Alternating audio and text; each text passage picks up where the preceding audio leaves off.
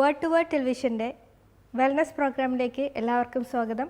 വെൽനസിൻ്റെ ഇന്നത്തെ എപ്പിസോഡിൽ നമ്മൾ ഡിസ്കസ് ചെയ്യാൻ പോകുന്നത് advance physical activity training in senior citizens. ഇതേക്കുറിച്ച് കൂടുതൽ നമ്മളോട് സംസാരിക്കാനായി ഡോക്ടർ ജിബു ജോർജ് വർഗീസ് കൂടെയുണ്ട്. Sree Ramachandra institute of higher education and റിസർച്ചിലെ പ്രൊഫസറാണ്. Sir, welcome. Thank you. കഴിഞ്ഞ 2 എപ്പിസോഡുകളിലായിട്ട് നമ്മൾ muscle strengthening, endurance training, cardio respiratory training, neuro muscular ട്രെയിനിങ്ങിനെ കുറിച്ചൊക്കെ പറഞ്ഞു. സർ, ഇനി അടുത്തത് നമുക്ക് എന്താണ് സാറിന് പറഞ്ഞു തരാനായിട്ടുള്ളത്? അടുത്തതായിട്ടുള്ള കോമ്പണൻറ്റ് നമുക്ക് ഡിസ്കസ് ചെയ്യാനുള്ളത് അസ്ഥിയെ കുറിച്ചാണ്. അസ്ഥി അല്ലെങ്കിൽ നമ്മൾ ഇംഗ്ലീഷിൽ പറഞ്ഞ ബോൺ എന്ന് പറയുന്നത് ചെറുപ്പം മുതൽ അത് ഒരു ശിശുവിൻ്റെ കൂടെ തന്നെ വളർന്ന് അതും അതിൻ്റേതായ ഒരു മെച്യൂരിറ്റി ലെവൽ വരുന്ന ഒരു വസ്തുതയാണല്ലോ, നമുക്കറിയാം. അതുപോലെ തന്നെ ആ ബോണിൻ്റെ മെച്യൂരിറ്റിക്ക് ഒരു പ്രായമുണ്ട്. അതിൻ്റെ ഫുൾ സ്കെലിറ്റൽ മെച്യൂരിറ്റി എന്ന് പറയുന്നത് ഒരു 20 മുതൽ 22 വയസ്സ് വരെയാണ് ബോണിൻ്റെ സ്കെലിറ്റൽ മെച്യൂരിറ്റി വരുന്നത്. ആ പ്രായത്തിന് ശേഷം ബോൺ അങ്ങോട്ട് വളരുന്നില്ല. ഉള്ള ബോൺ മെയിൻറ്റെയിൻ ആകുകയാണ്. ആ ബോണിൻ്റെ മിനറൽ ഡെൻസിറ്റിയുടെ ബാലൻസ് കൂടുകയും കുറയുകയും ചെയ്തുകൊണ്ടിരിക്കുകയാണ്. അത് കൂടാനും കുറയാനുമുള്ള റീസൺസ് എന്ന് വെച്ചാൽ പല റീസൺസ് ഉണ്ട്. അതിലൊന്ന് ഫിസിക്കൽ ആക്ടിവിറ്റി, വേറെ ഒരു റീസൺ മെറ്റബോളിക് ആക്ടിവിറ്റി. മെറ്റബോളിക് എന്ന് വെച്ചാൽ നമ്മുടെ ശരീരത്തോട്ട് ചെല്ലുന്ന ഫുഡ്, മിനറൽസ്, വൈറ്റമിൻസ്, ഇതുമായിട്ടുള്ള ഇൻട്രാക്ഷനിൽ എത്രമാത്രം കാൽഷ്യം റീഅബ്സോർബ് ആകുന്നുണ്ട്, കാൽഷ്യം റീഅബ്സോർബ് ആകാനുള്ള കാറ്റലിസ്റ്റ് ഏതൊക്കെയാണ്, അങ്ങനെയുള്ള പല ഫിസിയോളജിക്കലും ന്യൂട്രീഷണലുമായിട്ടുള്ള കാര്യങ്ങളുണ്ട്. പക്ഷെ നമ്മുടെ ഈ പ്രത്യേക ടോപ്പിക്കിനെ കുറിച്ച് സംബന്ധമായിട്ട് നമ്മൾ പോവുകയാണെങ്കിൽ നമുക്ക് കൂടുതൽ ഫിസിക്കൽ ആക്ടിവിറ്റിയെക്കുറിച്ച് ഡിസ്കസ് ചെയ്യാം. ഇപ്പോൾ ബോണിൻ്റെ കാര്യത്തിലാണെങ്കിൽ ബോണിൻ്റെ സ്കെൽറ്റൽ മെച്യൂരിറ്റിക്ക് ശേഷം ഇപ്പോൾ ഏത് പ്രായത്തിൽ സ്കെൽറ്റൽ മെച്യൂരിറ്റി ആകുന്നോ ആ സമയം നമുക്ക് എന്താണ് നമ്മുടെ ബോഡി വെയ്റ്റ്, അതിനനുസരിച്ചുള്ള ഒരു ബോൺ ഡെൻസിറ്റിയാണ് ആ ബോൺ ഡെവലപ്പ് ചെയ്തിരിക്കുന്നത്. ഭാവിയിൽ ക്രമേണ നമ്മുടെ ബോഡി വെയ്റ്റ് ഇൻക്രീസ് ആകുകയാണെങ്കിൽ അതിനനുസരിച്ച് നമ്മുടെ ബോണിൻ്റെ ഡെൻസിറ്റിയും ഡെവലപ്പ് ആകണം. ഡെവലപ്പ് ആയില്ലെങ്കിൽ അത് ബോണിന് ഓവർ വെയ്റ്റാണ്. അതുപോലെ തന്നെ അതിൻ്റെ ക്രോസ് സെക്ഷണൽ ഏരിയ എന്ന് പറയുന്നത് അതിൻ്റെ വികസനത്തിന് ഒരു പരിധിയുണ്ട്, അത് ഇൻക്രീസ് ആവുന്നില്ല. സോ നമ്മൾ ബേസിക്കലി ഒരാൾ ഒബീസ് ആകുക അല്ലെങ്കിൽ നോർമലിലോ അധികമായിട്ട് വെയിറ്റ് ഗെയിൻ ചെയ്യുക എന്ന് പറയുന്നത് ആ ബോണിൻ്റെയോ ജോയിൻ്റെ മേലുള്ള ലോഡ് കൂടുതൽ കൊടുക്കുകയാണ്, ലോഡ് കൂടുകയാണ്. സോ അതിനനുസരിച്ച് ആ സ്ട്രക്ചേഴ്സ് റിയാക്ട് ചെയ്യാൻ തുടങ്ങും. അത് ഉടനെ ആയിരിക്കത്തില്ല, ചിലപ്പോൾ 5 വർഷം, 10 വർഷം, 20 വർഷം കഴിഞ്ഞായിരിക്കും അതിൻ്റെ റിയാക്ഷൻ നമ്മൾ കാണുന്നത്. പക്ഷേ ഓൾ സെഡ് ആൻഡ് ഡൺ നമ്മുടെ എന്തുമാത്രം ഫിസിക്കൽ ആക്ടിവിറ്റി ചെയ്യുന്നോ അതിനനുസരിച്ചുള്ള ബോണിൻ്റെ ഡെൻസിറ്റി കൂടും, ബോണിന് സ്ട്രെങ്ത് കൂടും. ചെറുപ്രായത്തിൽ തൊട്ടേ നമ്മൾ നല്ല ഫിസിക്കലി ആക്റ്റീവ് ആണെങ്കിൽ നമ്മുടെ ബോണിൻ്റെ ഡെൻസിറ്റി വേറെ പ്രോബ്ലംസ് ഒന്നും ഇല്ലെങ്കിൽ നല്ല സ്ട്രോങ് ആയിരിക്കും. സോ അതാണ് ഒരു natural process. But as ageing happens, ഒരു 30 വയസ്സ്, 35 വയസ്സ്, 40 വയസ്സ്, സോ ആ കാലഘട്ടത്തിൽ എന്താണ് നടക്കുന്നത്? നമ്മുടെ again it is dependent on our physical activity. Both ആ സമയവും കൂടുതൽ നമ്മുടെ ആക്ടിവിറ്റി റിലേറ്റഡ് ആയിട്ട് നമ്മൾ കൂടുതലും ഇരുന്നുകൊണ്ടുള്ള വർക്കാണെങ്കിൽ ബോണിന് ഇത്രമാത്രം ഫോഴ്സേ ചെല്ലുന്നുള്ളൂ. ബോണിലോട്ടുള്ള ഫോഴ്സ് എന്ന് പറഞ്ഞാൽ നമ്മൾ നിൽക്കുമ്പോൾ ഗ്രാവിറ്റിയുടെ ഫോഴ്സ് ഉണ്ട്, അതായത് നമ്മുടെ ബോഡി വെയ്റ്റ്. ഇപ്പോൾ ഈ ബോൺ എന്ന് പറയുമ്പോൾ ആ ബോണിൻ്റെ ഫങ്ഷൻസ് എന്തൊക്കെയാണ് അത് മനസ്സിലാക്കണം. ഒരു മനുഷ്യൻ്റെ ശരീരത്തിന് ഷേപ്പ് കൊടുക്കുന്നത് ഒരു ബോണാണ്, അതായത് നേരെ നിൽക്കാൻ ബോണില്ലാതെ അത് സാധ്യമല്ല. ആ ഒരു ഷേപ്പ് കൊടുക്കുന്നത് ബോണാണ്. അതുപോലെ തന്നെ നടക്കുകയോ ഇരിക്കുകയോ ഒരു ഫങ്ഷൻ ചെയ്യുന്നത്, ഫെസിലിറ്റേറ്റ് ചെയ്യുന്നത് ഈ ബോൺ, ഈ ലിവേഴ്സാണ്. ഈ ബോണും കൊണ്ടുണ്ടാകുന്ന ലിവേഴ്സാണ്. അതിനെ അസയ്ക്കുന്നത് മസിൽസാണ്. അത് മസിലിൻ്റെ ഫങ്ഷൻ. പക്ഷേ ആ ബോണില്ലാതെ അവിടെ ഒരു മൂവ്മെൻറ്റ് നടക്കുന്നില്ലല്ലോ, മനസ്സിലായോ? അതുപോലെ തന്നെ നമ്മുടെ ഇൻറ്റേർണൽ ഓർഗൻസ്, ഡീപ്പായിട്ടുള്ള അവയവങ്ങൾ സുരക്ഷിതമായ ഒരു കേജിൽ അടച്ചു വച്ചിരിക്കുന്നത് ഇതേ ബോൺ തന്നെയാണ്. റിബ്സ് എന്ന് പറയും, തൊറാസിക് കേജ്, റിബ്സ്. സോ ഇങ്ങനെയുള്ള ഫങ്ഷൻസാണ് ബോണിനുള്ളത്. സോ ആ ബോണിൻ്റെ ഒരു ഫങ്ഷൻ മനസ്സിലാക്കിക്കൊണ്ട് വേണം നമ്മൾ ഈ ഒരു കോണ്ടെക്സ്റ്റ് ഡിസ്കസ് ചെയ്യാനായിട്ട്. അതുപോലെ ഒരു വ്യക്തിയുടെ ശരീരത്തിൻ്റെ ഭാരം അതും ബെയർ ചെയ്യുന്നത് ഇതേ ബോൺ തന്നെയാണ്, അല്ലേ? അപ്പോൾ നമ്മൾ ആ ഭാരം എന്ന് പറഞ്ഞാൽ എന്താണ്? ബേസിക്കലി നമ്മൾ ഭാരം എന്ന് പറയുന്നു, പക്ഷേ അത് ബേസിക്കലി ലോഡാണ്. ഒരു സാധനത്തിൻ്റെ പുറത്ത് ലോഡ് വയ്ക്കുന്നതാണ്. ഇപ്പോൾ നമ്മളൊരു ജ്യൂസ് കുടിക്കുന്ന ഒരു സ്ട്രോ എടുത്തിട്ട് അതിൻ്റെ മുകളിലോട്ട് ഒരു വെയിറ്റ് വെച്ചാൽ അത് അതിൻ്റെ കപ്പാസിറ്റിക്ക് അനുസരിച്ച് താങ്ങും. സ്വല്പം കൂടെ അതിൻ്റെ മുകളിലോട്ട് വയ്ക്കുക, സ്വല്പം കൂടെ വെയിറ്റ് വയ്ക്കുക. ഒരു പർട്ടിക്കുലർ പോയിൻ്റ് ഓഫ് ടൈമിൽ അത് ഒടിഞ്ഞു പോകും, അല്ലെങ്കിൽ അത് ക്രഷാകും, ക്രംപിളാകും അല്ലേ. അപ്പോൾ അതാണ് അതിൻ്റെ കപ്പാസിറ്റി എന്ന് പറയുന്നത്. അതുപോലെയാണ് നമ്മുടെ ശരീരത്തെ ബോൺസും. അതിൻ്റെ വേറെ ഒരു പക്ഷം നോക്കുകയാണെങ്കിൽ നമ്മുടെ ശരീരത്ത് നമ്മൾ ഓവർ വെയിറ്റ് ആകുകയാണെങ്കിൽ നമ്മൾ ഒറ്റ അടിക്കല്ല അത്രയും വെയിറ്റ് വയ്ക്കുന്നത്. നമ്മൾ ക്രമേണ നമ്മൾ വെയിറ്റ് ആഡ് ചെയ്തുകൊണ്ടേ ഇരിക്കുകയാണ്. സോ അതനുസരിച്ച് ആ ബോണ് ഡീജനറേറ്റ് ആകും, അല്ലെങ്കിൽ ബോൺ ഇച്ചിരി ഡാമേജ് വന്നു തുടങ്ങും. പക്ഷേ അതിൻ്റെ ആ ഒരു ഫ്രീക്വൻസി കൂടിക്കഴിഞ്ഞാൽ there can be degenerative changes, അതിന് സാധ്യതകളുണ്ട്. പക്ഷേ അറ്റ് ദ സെയിം ടൈം അതേ സമയത്ത് നമ്മുടെ ആ ന്യൂട്രീഷണൽ വാല്യൂ ഡെവലപ്പ് ചെയ്തുകൊണ്ട് ഒരു മോഡറേറ്റ് അല്ലെങ്കിൽ ലോ ലെവൽ ആക്ടിവിറ്റി ഇൻക്രീസ് ചെയ്യുകയാണെങ്കിൽ, moderate or less than moderate, ഈ ബോണിൻ്റെ ഡെൻസിറ്റി ഡെവലപ്പാകും. ഡെൻസിറ്റി ഡെവലപ്പായി കഴിഞ്ഞാൽ ബോൺ ഇച്ചിരൂടെ ശക്തി വയ്ക്കും. അപ്പോൾ പിന്നെ നമ്മൾ കൊടുക്കുന്ന സ്വല്പം എക്സ്ട്രാ ലോഡ് ബെയർ ചെയ്യാനുള്ള ശക്തി നമുക്ക് തന്നെ ഉണ്ടാവും. കാരണം നമ്മൾ ഒരാൾ കൂടുതൽ ഭക്ഷണം കഴിക്കുക, അല്ലെങ്കിൽ പ്രോട്ടീൻ കഴിക്കുക, പ്രോട്ടീൻ ഡയറ്റ് കഴിക്കുക, മസിൽ മാസ് ഡെവലപ്പ് ചെയ്യുക. അപ്പോൾ സ്വാഭാവികമായിട്ടും ആ വ്യക്തിയുടെ ബോഡി മാസ് ഇൻക്രീസ് ആകുകയല്ലേ. അപ്പോൾ അതിൻ്റെ വെയിറ്റും ബോണിലോട്ട് തന്നെയാണ്. പക്ഷെ അത് ക്രമേണ ചെയ്യുന്നതാണ്. അതുകൊണ്ട് അതിന് തക്ക അഡ്ജസ്റ്റ്മെൻറ്റ്സ് ആ ബോൺ ഉണ്ടാക്കുകയും ചെയ്യും. സോ സാധാരണ രീതിയിൽ ഒരു 40 വയസ്സിന് മേളിലുള്ള ഒരു വ്യക്തി നോർമൽ ആക്ടിവിറ്റി ലീഡ് ചെയ്യുകയാണെങ്കിൽ, ഒരു സാധാരണ ആക്ടിവിറ്റി ലൈഫ് സ്റ്റൈൽ ലീഡ് ചെയ്യുകയാണെങ്കിൽ, ഓരോ വർഷവും ഒരു 4 to 5% ഓഫ് ബോൺ ലോസ് വരാൻ സാധ്യതയുണ്ട്. സോ അതിന് നമ്മളെങ്ങനെയാണ് കൗണ്ടർ ചെയ്യുന്നത്? നമ്മൾ ഫിസിക്കൽ ആക്ടിവിറ്റി കൊടുക്കുക, പിന്നെ നമ്മൾ കഴിക്കുന്ന ഭക്ഷണമുണ്ട്. ആ ഭക്ഷണത്തിലുള്ള എല്ലാ കാൽഷ്യമും അബ്സോർബ് ആകണമെന്ന് നിർബന്ധമില്ല. അബ്സോർബ് ആകണമെങ്കിൽ ബോഡിയിൽ ലോസ് വരണം. അത് റീപ്ലെനിഷ് ചെയ്യാനായിട്ട് കഴിക്കുന്ന ഭക്ഷണത്തിൽ നിന്ന് വീണ്ടും അത് അബ്സോർബായി സ്റ്റോർ ആകണം. സോ അങ്ങനെയുള്ള കാര്യങ്ങളുണ്ട്. അതേ സമയത്ത് ഒരു 55-60 ഇയേഴ്സ് മെനോപോസ് കഴിഞ്ഞിട്ടുള്ള സ്ത്രീകൾക്കായാൽ പോലും ഇതേ 4 to 5% ആ ലോസ് സ്വല്പം കൂടെ ഇൻക്രീസ് ആകും. സോ അങ്ങനെ ഇൻക്രീസ് ആകുമ്പോഴത്തേന് അവരുടെ ബോൺ ഡിപ്ലീഷൻ കുറച്ചുകൂടെ കൂടുകയാണ്. അതുകൊണ്ടാണ് അവർ ഇച്ചിരൂടെ ഹൈ റിസ്ക് ഓഫ് ഓസ്റ്റിയോപോറോസിസ് ആയിരിക്കുന്നത്, എന്ന് വെച്ചാൽ റെഡ്യൂസ് ബോൺ ഡെൻസിറ്റി. സോ അങ്ങനെയുള്ള വ്യക്തികൾക്ക് സ്വല്പം കൂടെ ഫിസിക്കൽ ആക്ടിവിറ്റി ചെയ്യണമെന്നാണ്. പക്ഷേ ഇവിടെ മറുഭാഗത്ത് ഇവർ പ്രായമായി കഴിഞ്ഞാൽ ആക്ടിവിറ്റി ലെവൽ കുറയ്ക്കുകയാണ്. സോ അത് ഇച്ചിരി അപകടകരമായ കാര്യമാണ്. നമ്മൾ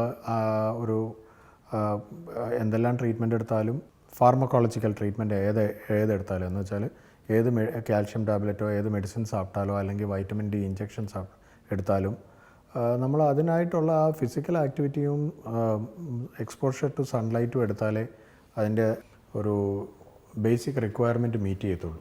ഇന്നത്തെ കാലത്ത് പ്രത്യേകിച്ച് ഓഫീസുകളിൽ വർക്ക് ചെയ്യുന്ന ആൾക്കാരൊക്കെ എ സിയിൽ കംഫർട്ടബിളായിട്ട് വർക്ക് ചെയ്യുന്നു, നല്ല കാര്യം. പക്ഷേ അവർ സൂര്യൻ ഉദിക്കുന്നതിന് മുമ്പ് തന്നെ അകത്ത് കയറും, സൂര്യന് അസ്തമിച്ച് കഴിഞ്ഞാൽ പുറത്തിറങ്ങത്തുള്ളൂ. അപ്പോൾ അവർ ബേസിക്കലി സണ്ണിലോട്ടുള്ള എക്സ്പോഷർ ഇല്ല അവർക്ക്.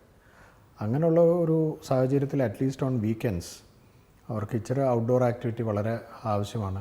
അതുപോലെ ഈ വൈറ്റമിൻ ഡി സിന്തസിസ് ആയാലും കാൽഷ്യമിൻ്റെ ബോഡി അബ്സോർപ്ഷൻ ആയാലും അതിനൊക്കെ ഫിസിക്കൽ ആക്ടിവിറ്റി വളരെ ഇമ്പോർട്ടൻ്റ് ആണ്.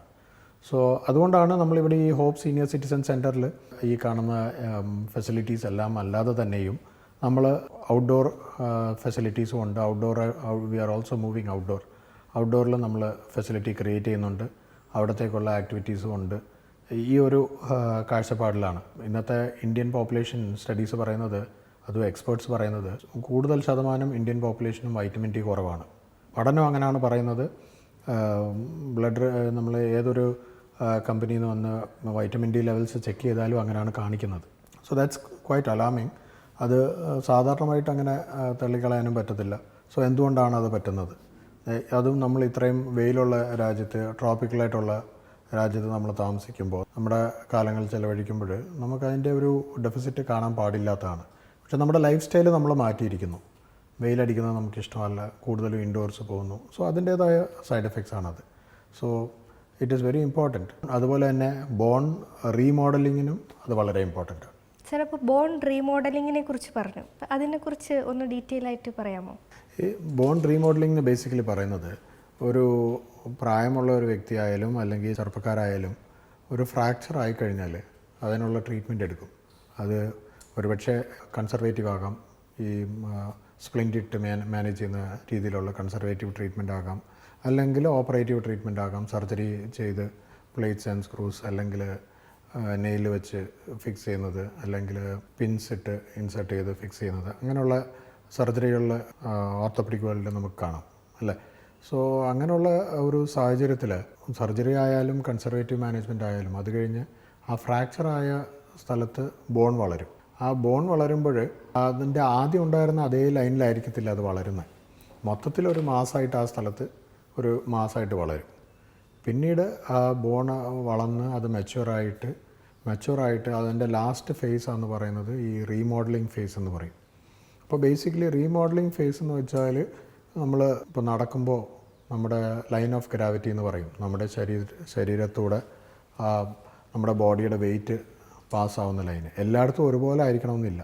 നമ്മൾ കൂടുതലും ഒരു കാലിൻ്റെ പത്തയുടെ വെളിഭാഗത്താണ് വെയിറ്റ് കൊടുക്കുന്നതെങ്കിൽ ഇത് കൂടുതലും വെയിറ്റും തുടയിലാണ് ഫ്രാക്ചർ ആയിരിക്കുന്നെങ്കിൽ തുടയുടെ വെളിഭാഗത്തായിരിക്കും, ആ വെളിയിലെ ഭാഗത്തുള്ള ആ ബോണിലായിരിക്കും കൂടുതലും വെയിറ്റ് പോകുന്നത്. സോ അങ്ങനെ ആയിരിക്കും അതിൻ്റെ ആ വെയിറ്റ് ഡിസ്ട്രിബ്യൂഷൻ. സോ ആ ഭാഗത്തുള്ള ബോണിൻ്റെ ഡെൻസിറ്റി മറ്റേ ഭാഗത്തെക്കാട്ടിലും കൂടുതലായിരിക്കും. ഞാനൊരു ഉദാഹരണമായിട്ടാണ് പറഞ്ഞത്. ഇപ്പോൾ പല രീതിയിലും പലർക്കും പല രീതിയിലായിരിക്കാം വളരുന്നത്. അത് ആ വ്യക്തിയുടെ വാക്കിംഗ് പാറ്റേൺ അല്ലെങ്കിൽ ആക്ടിവിറ്റി ലെവൽ അതനുസരിച്ചിരിക്കും അതെല്ലാം. 60-70 കാലഘട്ടങ്ങളിലൊക്കെ മെഡിക്കൽ ഫീൽഡ് പലരും വിചാരിച്ചിരുന്നത് കൂടുതൽ റെസ്റ്റ് എടുത്തു കഴിഞ്ഞാൽ ഫ്രാക്ചർ നല്ലോണം കൂടുമെന്നാണ്. പിന്നീട് അവർക്ക് മനസ്സിലായി ഇച്ചിരൂടെ വെയിറ്റ് ഇട്ട് ഒരു ലോഡിങ് കൊടുത്തു കഴിഞ്ഞാലാണ് സ്വല്പം കൂടെ ബെറ്ററായിട്ട് റീമോഡൽ ആവുന്നത്, അല്ലെങ്കിൽ സ്ട്രക്ചറിന് ബലം വയ്ക്കുന്നതെന്ന് മനസ്സിലായി. സോ അന്നോട്ടാണ് അവർ ഈ സർജിക്കൽ ടെക്നീക്സ് കൂടുതൽ സപ്പോർട്ട് ചെയ്യാൻ തുടങ്ങിയത്. ഓക്കെ, അപ്പോൾ സർജറി ചെയ്ത് എത്രയും പെട്ടെന്ന് പേഷ്യൻറ്റിനെ നടത്തിക്കണം.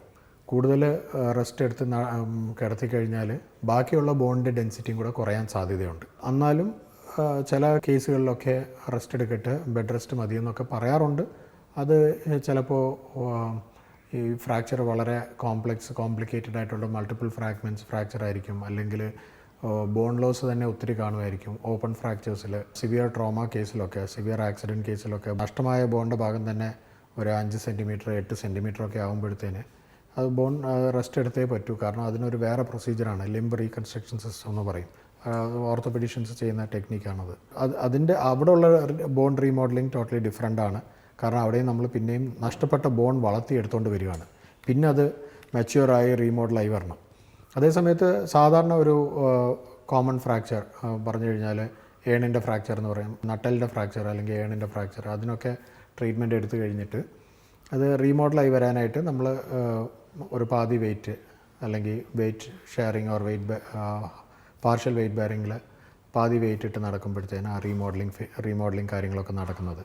സോ അതാണ് ബേസിക്കലി റീമോഡലിംഗ് എന്ന് പറയുന്നത്. നമ്മൾ ഒരു മാസമായിട്ട് ഒരു ഷേപ്പ് ഇല്ലാതെ വളരും, പിന്നീട് അത് നമ്മൾ കൊടുക്കുന്ന ലോഡിനനുസരിച്ച് അത് വീണ്ടും റീമോഡലായി വരും. അതിനാണ് ബോൺ റീമോഡലിംഗ് എന്ന് പറയുന്നത്. സർ, അപ്പോൾ നമ്മൾ ഈ എക്സസൈസ് കൊടുക്കുന്ന കാര്യം പറഞ്ഞു. ഈ എക്സസൈസ് എങ്ങനെയാണ് ജോയിൻസിൽ എഫക്റ്റീവ് ആവുന്നത്? നമ്മൾ ജോയിൻസിൻ്റെ കാര്യത്തിലാണെങ്കിൽ അഫ്കോഴ്സ് ജോയിൻസ് എന്ന് പറയുന്നത് ഈ 2 ബോണിൻ്റെ അറ്റത്തുള്ള സെഗ്മെൻറ്റ്സ് ആണ് ഒരു ജോയിൻറ്റിനെ ഉണ്ടാക്കുന്നത്. അതിനാണ് ജോയിൻ്റ് എന്ന് പറയുന്നത്. പക്ഷേ അതിനെ സപ്പോർട്ട് ചെയ്യുന്ന പല സ്ട്രക്ചേഴ്സ് ഉണ്ട്, ലിഗമെൻറ്റ്സ് ഉണ്ട്. ആ ജോയിൻറ്റിൻ്റെ സ്റ്റെബിലിറ്റി കൊടുക്കുന്ന ലിഗമെൻറ്റ്സ് ഉണ്ട്, വെളിയിലെ ക്യാപ്സ്യൂളുണ്ട്, അതിൻ്റെ അകത്ത് സൈനോവിയൽ ഫ്ലൂയിഡ്, അതാണ് ജോയിൻറ്റിൻ്റെ അകത്തെ ലിക്വിഡ് എന്ന് പറയുന്നത്. സോ അങ്ങനെ പല സ്ട്രക്ചേഴ്സ് ഉണ്ട്. അതിനെ സപ്പോർട്ട് ചെയ്യുന്ന എയർ സാക്സ് ഉണ്ട്, അങ്ങനെ പല കാര്യങ്ങളുണ്ട്. Specialised structures like meniscus. So അങ്ങനെയുള്ള സാഹചര്യത്തിൽ നാച്ചുറലായിട്ടുള്ളൊരു ആക്ടിവിറ്റി നോക്കിക്കഴിഞ്ഞാൽ ഇപ്പോൾ ഒരു 30 years 40 years ഒരു പക്ഷേ 50 വയസ്സ് വരെ ഉള്ള വ്യക്തികൾ മൂവ്മെൻറ്റ്സ് ഒക്കെ കൊടുക്കുമ്പോൾ ഫുൾ റേഞ്ച് മൂവ്മെൻറ്റ്സ് കൊടുക്കും. ഫുൾ റേഞ്ച് എന്ന് വെച്ചാൽ ഇപ്പോൾ ഷോൾഡറിൻ്റെ മൂവ്മെൻ്റ് ആണെങ്കിൽ മേളിൽ നിന്ന് താഴെ വരെ കൈ കൊണ്ടുപോകും, ഒന്ന് സ്ട്രെച്ച് ചെയ്യും, ഞൊട്ടയെടുക്കും എന്നൊക്കെ പറയുമല്ലോ. സോ അങ്ങനെയുള്ള ആക്ടിവിറ്റീസൊക്കെ ചെയ്യുമ്പോഴത്തേന് അത് ആ ജോയിൻറ്റിൻ്റെ ഫുൾ റേഞ്ച് ചെയ്യുകയാണ്. സോ ആ ഫ്ലെക്സിബിലിറ്റി മെയിൻറ്റെയിൻ ചെയ്യുകയാണ്. ജോയിൻറ്റിൻ്റെ ഫ്ലെക്സിബിലിറ്റി എന്ന് പറയും. ആ ഫ്ലെക്സിബിലിറ്റി മെയിൻറ്റെയിൻ ചെയ്തുകൊണ്ട് പോവുകയാണ്. സോ അവർക്ക് പ്രത്യേകിച്ച് അതിൻ്റെ ട്രീറ്റ്മെൻറ്റിൻ്റെ ആവശ്യമില്ല. പക്ഷേ ഈ ആക്ടിവിറ്റി ലെവലിൽ കുറഞ്ഞു വരുമ്പോഴേ, ഫോർ എക്സാമ്പിൾ പെട്ടെന്ന് റിട്ടയർമെൻറ്റ് കഴിഞ്ഞിട്ട് ഇപ്പോൾ പഴയതുപോലൊന്നും പോകാറില്ല. മറ്റേ റിട്ടയർമെൻറ്റിന് മുമ്പായിട്ട് ജോലിക്ക് പോകുമ്പോൾ ബസ്സിലായിരുന്നായിരിക്കും പോകുന്നത്. അപ്പോൾ ബസ്സിൻ്റെ റെയിലിംഗ് മേളിൽ പിടിക്കും, അല്ലെങ്കിൽ ലോക്കൽ ട്രെയിനിലാണ് പോകണമെങ്കിൽ ട്രെയിനിൻ്റെ റെയിലിംഗ് മേളിൽ കയറി പിടിക്കും. അപ്പോൾ അത് ഫുൾ റേഞ്ച്, ഷോൾഡറിൻ്റെ ഫുൾ റേഞ്ച് നമുക്ക് കിട്ടുന്നുണ്ട്. പുള്ളി അറിഞ്ഞോ അറിയാതെയോ ആ ഫുൾ റേഞ്ച് ഒരു എക്സസൈസ് ആയിട്ട് ചെയ്യുന്നില്ലെങ്കിലും പുള്ളിയുടെ ഒരു ദൈനംദിന ജീവിതത്തിലെ ഒരു ആക്ടിവിറ്റി ആയിരുന്നത്, മനസ്സിലായോ? അപ്പോൾ പുള്ളി ആ ഒരു ലൈഫ് സ്റ്റൈൽ വിട്ടിട്ട് റിട്ടയർമെൻറ്റ് കഴിഞ്ഞിട്ട് വീട്ടിൽ തന്നെ ഇരിക്കുമ്പോൾ, അല്ലെങ്കിൽ അല്ലറ ചില്ലറ ചെറിയ ജോലികളൊക്കെ വീട്ടിൽ തന്നെ ഇങ്ങനെ ചെയ്തുകൊണ്ടിരിക്കുമ്പോൾ ആ റേഞ്ചിലോട്ട് മൂവ്മെൻറ്റ് അത്രയും പോകുന്നില്ല. ഷോൾഡർ മാത്രമല്ല, എല്ലാ ജോയിൻറ്റും. ചിലപ്പോൾ ഹിപ്പിൻ്റെ ആയിരിക്കാം, ചിലപ്പോൾ മുട്ടിൻ്റെ ആയിരിക്കാം, കാൽമുട്ടിൻ്റെ ആയിരിക്കാം, നീ ജോയിൻറ്റിൻ്റെ ആയിരിക്കാം, അല്ലെങ്കിൽ ആങ്കിളിൻ്റെ ആയിരിക്കാം. സോ നോർമൽ സർക്കംസ്റ്റാൻസിൽ പോലും ജോയിൻറ്റിൻ്റെ ഫ്ലെക്സിബിലിറ്റി കുറഞ്ഞു വരാം. പിന്നെ അങ്ങേയറ്റം ഈ പറയുന്ന എന്തെങ്കിലും ഒരു ഫ്രാക്ചറോ ഓർത്തോപെഡിക് ട്രീറ്റ്മെൻറ്റ് എന്തെങ്കിലും എടുത്തു കഴിഞ്ഞിട്ട് ഒരു പക്ഷേ പുള്ളിക്കാരൻ ഫിസിയോതെറപ്പിയോ എക്സസൈസസോ പ്രോപ്പറായിട്ട് ചെയ്തില്ലെങ്കിൽ ക്രമേണ ആ ജോയിൻറ്റിൻ്റെ റേഞ്ച് കുറഞ്ഞു വരും. കുറഞ്ഞു വരികയെന്ന് വെച്ചാൽ പുള്ളിക്ക് അത്യാവശ്യമുള്ള കാര്യങ്ങൾ ചെയ്യത്തക്ക രീതിയിൽ മാത്രം പുള്ളി ആ കാര്യങ്ങളിലോട്ട് ഒതുങ്ങിക്കൂടും. അപ്പോൾ ഇപ്പോൾ തല ചീവാനായിട്ട് മാത്രം കൈപൊക്കും, അല്ലാതെ ഫുൾ റേഞ്ച് മേളി ഒരു കമ്പിയെ പിടിക്കുന്ന അളവിന് പൊക്കത്തില്ല. സോ അവിടെ റേഞ്ച് കുറയുകയാണ്. പെട്ടെന്നൊരു ദിവസമായിരിക്കും പുള്ളി ശ്രദ്ധിക്കുന്നത്, ഒരു ദിവസം ഒരു മാസം കഴിഞ്ഞ് വെളിയിലോട്ട് പോവുക, പക്ഷേ എല്ലാ ദിവസവും ഷർട്ട് ഇടും. ഇന്ന് ഒരു ടീഷർട്ട് ഇട്ടേക്കാമെന്നും പറഞ്ഞ് ടീഷർട്ട് ഇടാനായിട്ട് കൈ പൊക്കുമ്പോഴായിരിക്കും ഇതെന്താ ഇവിടെ ഒരു വേദന എന്ന് പറയും. സാധാരണപ്പെട്ടവർ ഇത്രയും അനലൈസ് ചെയ്യത്തില്ല, റേഞ്ചിൻ്റെ കാര്യം അവിടെ ഓർക്കത്തേയില്ല. ഇന്നലെ വരെ എനിക്ക് കൈ പൊക്കുമ്പോൾ വേദന ഇല്ലായിരുന്നു, എന്നാൽ ഫുള്ള് പൊക്കുന്നില്ലായിരുന്നു, ആ കാര്യം ശ്രദ്ധിക്കത്തില്ല. പക്ഷേ ഇന്ന് അതേ വ്യക്തി പറയുന്നത് ഇന്നലെ ഞാൻ പൊക്കിയതാണല്ലോ, ഷർട്ട് ഇട്ടതാണല്ലോ, ഇന്ന് അതുപോലെ എനിക്ക് ടീഷർട്ട് ഇടാൻ പറ്റുന്നില്ല, പൊക്കിക്കഴിഞ്ഞാൽ എനിക്ക് ഭയങ്കര വേദന, ഞാൻ ഒത്തിരി ബുദ്ധിമുട്ടി ആ ടീഷർട്ട് ഇട്ടേന്ന് പറയും. അന്നും പറഞ്ഞ് ട്രീറ്റ്മെൻറ്റിന് വരുമ്പോഴാണ് നമ്മൾ അസസ് ചെയ്യുമ്പോൾ റേഞ്ച് ഡെഫിസിറ്റ് കാണും. ഓഫ് കോഴ്സ് ആ സ്റ്റേജിലും അത് റിവേഴ്സിബിൾ ആയിരിക്കും. പക്ഷേ again depends on other comorbidities. പുള്ളിക്ക് ഡയബറ്റീസ് ഉണ്ടോ, എന്തുകൊണ്ട് ഇങ്ങനെ വന്നു, അതും ഇങ്ങനെയുള്ള കാര്യങ്ങൾ പെട്ടെന്ന് ഒരു സുപ്രഭാതത്തിൽ അങ്ങനെ വരത്തില്ല. പക്ഷേ അതിൻ്റെ കാര്യം എന്താണെന്ന് വെച്ചാൽ ഒരുപക്ഷെ അവർ ശ്രദ്ധിച്ച് കാണത്തില്ല, അല്ലെങ്കിൽ പിന്നെ എന്തെങ്കിലും ഒരു ഇഞ്ചുറി നടന്നിരിക്കണം, അല്ലെങ്കിൽ അകത്ത് എന്തെങ്കിലും ഒരു ഡാമേജ്, ഇൻറ്റേർണൽ ഡീറേഞ്ച്മെൻ്റ് എന്ന് പറയും, എന്തെങ്കിലും ഒന്ന് നടന്നിരിക്കണം. അത് കാരണം ചിലപ്പോൾ റേഞ്ച് റെസ്ട്രിക്റ്റ് ആകാൻ സാധ്യതയുണ്ട്. അത് അവോയ്ഡ് ചെയ്യാനായിട്ടാണ് നമ്മളിവിടെ ഈ ഫ്ലെക്സിബിലിറ്റി ട്രെയിനിങ് ഇവിടെ കൊടുക്കുന്നത്. ഹോപ്പ് സീനിയർ സിറ്റിസൺ സെൻറ്ററിൽ ഫ്ലെക്സിബിലിറ്റി ട്രെയിനിങ്, അതിനാവശ്യമായ എക്യുപ്മെൻറ്റ്സ് വെച്ച് അതിന് വേണ്ടിയതായ എക്സസൈസസ്, അത് അപ്പർ ലിമ്പിനായാലും കൈകൾക്കായാലും കാലുകൾക്കായാലും സ്പൈനായാലും അതിനാവശ്യമായ ട്രെയിനിങ് കൊടുക്കുന്നുണ്ട്. അതുപോലെ തന്നെ ഇതിപ്പോൾ ഈ ഒരു പ്രായമായി കഴിഞ്ഞ് ഇപ്പോൾ നമ്മുടെ പ്രോഗ്രാമിന് 45 വയസ്സുള്ള ഒരു വ്യക്തി ജോയിൻ ചെയ്യുകയാണെങ്കിൽ അദ്ദേഹത്തെ പരിശോധിക്കുമ്പോൾ ഫുൾ റേഞ്ച് ഉണ്ട്, അത് മെയിൻറ്റെയിൻ ചെയ്യാനുള്ള എക്സസൈസ് ആയിരിക്കും പറഞ്ഞു കൊടുക്കുന്നത്. അപ്പോൾ അദ്ദേഹത്തിന് ദിവസം വരേണ്ട ആവശ്യം വരത്തില്ല, ആഴ്ച 2 ദിവസമോ ആഴ്ച 1 ദിവസം ഇവിടെ വന്ന് ട്രെയിനിങ് എടുത്താൽ മതി. അതേ സമയത്ത് കൈ പൊക്കാനായിട്ട് വളരെ ബുദ്ധിമുട്ടുന്നു, തല ജീവാൻ പോലും പാടാണ്, പാൻറ് ഇടാൻ പറ്റുന്നില്ല, ഡ്രസ്സ് ഇടുമ്പോൾ എല്ലാം ഷോൾഡറിന് ഭയങ്കര പെയിന്, അല്ലെങ്കിൽ കാല് പഴയതുപോലെ പൊക്കാൻ പറ്റുന്നില്ല, ഒറ്റക്കാലിൽ നിന്ന് പൊക്കുമ്പോൾ താഴെ വീഴാൻ പോകുന്നു, ബാലൻസ് പോകുന്നു, അങ്ങനെയുള്ള ബുദ്ധിമുട്ടുള്ളവർക്ക് ഉള്ള പ്രത്യേക സ്ഥലമാണിത്. കാരണം നമ്മുടെ ഒരു ഡ്രസ്സ് ഇടുന്നതോ നമ്മുടെ സ്വന്തമായിട്ടുള്ള കാര്യങ്ങൾ കുളിക്കുമ്പോഴോ തല ചെയ്യുമ്പോഴോ അങ്ങനെയുള്ള തല ചെയ്യുന്ന കാര്യങ്ങളൊക്കെ നമ്മൾ സ്വന്തമായിട്ട് ചെയ്യാൻ ആഗ്രഹിക്കുന്നതാണ്. അതിന് വേറെ ഒരാളുടെ സഹായം വേണമെന്ന് പറയുന്നത് നമുക്ക് ഇച്ചിരി പ്രയാസമുള്ള കാര്യമല്ലേ. സോ അതാരായാൽ പോലും തന്നെ. സോ അങ്ങനെ ഒരു ബേസിക് ആക്ടിവിറ്റീസ് ഓഫ് ഡെയിലി ലിവിങ്ങിൽ ഇൻഡിപെൻഡൻസ് ആഗ്രഹിക്കുന്നവരാണ് മെജോറിറ്റി ആൾക്കാരും, അല്ലേ? അത് എത്ര ക്ലോസ് ആയിട്ട് എത്ര ലവിങ് ആയിട്ടുള്ള ഫാമിലി മെമ്പേഴ്സ്, സ്നേഹമുള്ള ഫാമിലി മെമ്പേഴ്സ് ആണെങ്കിൽ പോലും, കാരണം അതൊരു സെൽഫ് ഡിഗ്നിറ്റിയുടെ കാര്യമാണ്. സോ അങ്ങനെ ഒരു സാഹചര്യത്തിലാണ് നമ്മൾ വേറെ ഒരാളുടെ റേഞ്ച് കുറവാണെങ്കിൽ നമ്മളെ കൊണ്ട് കൈ പൊക്കാൻ പറ്റുന്നില്ലെങ്കിൽ വേറെ ഒരാളുടെ സഹായം ആവശ്യപ്പെടേണ്ടി വരുമായിരിക്കും. സോ അങ്ങനെയുള്ള സിറ്റുവേഷൻസൊക്കെ അവോയ്ഡ് ചെയ്യാൻ പറ്റുന്നതാണ് ഇവിടെ കൊടുക്കുന്ന ഈ ആക്ടിവിറ്റി ലെവൽസിൽ. അതുപോലെ പ്രായമുള്ളവർക്ക് റേഞ്ച് കുറവായിരിക്കും, അവരെ ഫ്രീക്വൻസി ഓഫ് വിസിറ്റ് ഇവിടെ 3-4 ദിവസം ആഴ്ചയിൽ വരാൻ ഞങ്ങൾ സജസ്റ്റ് ചെയ്യും, അവരുടെ തീരുമാനം. സോ അവർക്ക് വരുമ്പോൾ അവർക്ക് ചെയ്യാൻ പറ്റുന്നിടത്തോളം എക്സസൈസ് അവരെയും കൊണ്ട് ചെയ്യിപ്പിച്ചിട്ട് അവർക്കൊരു ക്വാളിറ്റി ഓഫ് ലൈഫ് ഇംപ്രൊവൈസ് ചെയ്യാവുന്നതാണ്. അതേ സമയത്ത് ഇപ്പോൾ ഓൾറെഡി ഞങ്ങൾ എക്സാമിൻ ചെയ്യുമ്പോൾ ഇത് ഓൾറെഡി ഒരു ബോണി ഫ്യൂഷൻ ആയിട്ടുണ്ട്. എന്ന് വെച്ചാൽ നമുക്ക് 33-34 നട്ടലുണ്ട്. ഈ ഓരോ നട്ടലിൻ്റെ നടുക്ക് ബ്രിഡ്ജിങ് വന്നിട്ട് ആ 2 നട്ടൽ തമ്മിൽ യോജിച്ച് കഴിഞ്ഞാൽ അതൊരു പത്തോളജിക്കൽ സിറ്റുവേഷനാണ്, പക്ഷേ അവിടെ ഒന്നും ചെയ്യാൻ പറ്റത്തില്ല. അത് നമ്മൾ മൂവ് ചെയ്യാനും ശ്രമിക്കത്തില്ല. മൂവ് ചെയ്യാൻ ശ്രമിച്ചു കഴിഞ്ഞാൽ അവിടെ ഒരു ഫ്രാക്ചർ ഉണ്ടാക്കുകയാണ്, 2 നട്ടെല്ലാണെങ്കിൽ പോലും. സോ അങ്ങനെ ഓൾറെഡി പത്തോളജിക്കലായിട്ട് യോജിച്ചിരിക്കുന്ന നട്ടെല്ലിനെ നമ്മൾ ഡിസ്റ്റർബ് ചെയ്യാൻ ശ്രമിക്കത്തില്ല, അതിനെ ഫ്രീ ആയിട്ട് വിടുക, അതിൻ്റെ വഴിക്ക് വിടുക. ബാക്കി ആ മൊബിലിറ്റി ഉള്ള സെഗ്മെൻറ്റ്സിനെല്ലാം നമ്മൾ മൊബിലൈസ് ചെയ്യാൻ നോക്കും. അങ്ങനെയുള്ള കാര്യങ്ങളിലേക്ക് നമ്മൾ പ്രോപ്പർ പ്രിസ്ക്രിപ്ഷനോട് എക്സ്പെർട്ട് ഒപ്പീനിയൻ എടുത്ത് നമ്മൾ ചെയ്യുന്നതായിരിക്കും. അതിൻ്റെ വേറെ ഡോക്ടേഴ്സിൻ്റെ ആവശ്യം ചിലപ്പോൾ വന്നേക്കാം. സോ അങ്ങനെയാണെങ്കിൽ നമ്മളത് റെഫർ ചെയ്ത് വേറെ ഡോക്ടേഴ്സിനും അവരുടെ ഒപ്പീനിയനും എടുത്തിട്ട് നമ്മൾ അതിനനുസരിച്ച് നമ്മൾ ട്രീറ്റ്മെൻറ്റ് സജസ്റ്റ് ചെയ്യുന്നതായിരിക്കും. സോ ജോയിൻസിൻ്റെ ഫ്ലെക്സിബിലിറ്റി കുറയും, ലിഗമെൻറ്റ്സ് സ്റ്റിഫാകും. സോ ഇങ്ങനെയുള്ള പ്രോബ്ലംസ് ഉണ്ട്. അതൊക്കെ ഡീൽ ചെയ്യാനും ഇവിടുത്തെ ഈ നമ്മുടെ അഡ്വാൻസ്ഡ് ഫിസിക്കൽ ട്രെയിനിങ് പ്രോഗ്രാം സഹായകരമായിരിക്കും. അപ്പോൾ ഈ ഹോപ്പ് സീനിയർ സിറ്റിസൺ സെൻ്ററിൻ്റെ advance physical activity training programme for senior citizens എന്ന ഇതിനെക്കുറിച്ച് കൂടുതലായിട്ട് നമുക്ക് കാര്യങ്ങൾ പറഞ്ഞു തന്നതിന് താങ്ക് യു. ഈ ഒരു പ്രോഗ്രാമിനെ കുറിച്ചുള്ള ഒരുപാട് കാര്യങ്ങൾ നമുക്ക് സാറ് പറഞ്ഞു തന്നിട്ടുണ്ട്. അപ്പോൾ നമുക്കും ഈ ഒരു പ്രോഗ്രാമിൻ്റെ ഭാഗമാവാനായിട്ട് ശ്രമിക്കാം. അടുത്ത എപ്പിസോഡിൽ കാണും വരേക്കും താങ്ക് യു.